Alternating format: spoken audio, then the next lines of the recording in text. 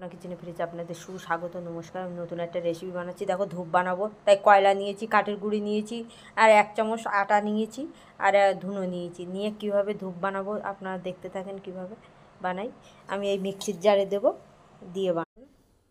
দেখো এবার আস্তে আস্তে জল দিয়ে মাখিয়ে নেব মন্ড মতন করে নেবো, শুকনো শুকনো করে। অল্প অল্প জল দেব, বেশি জল দিলে হবে না। সুন্দর করে মাখিয়ে নিয়েছি। এবার ধূপ তৈরি করে নেবো আমরা। দিলাম, এই যে বানিয়ে ফেলেছি খুব সুন্দর করে। দেখো এইভাবে সুগন্ধ ছড়াবে ঘরে। ধূপ তৈরি করলাম, দিচ্ছি।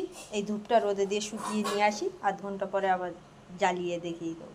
পর ফিরে এসেছি, দেখো এই যে ধরিয়ে দিচ্ছি। দেখো আমাদের সুগন্ধ ধূপ ধরাচ্ছি আমি। আধ ঘন্টা পরে হয়ে এসছে, কী সুন্দর। দেখো শুকিয়েও গেছে, ধূপটা ধরাচ্ছি। দেখো কী সুন্দর।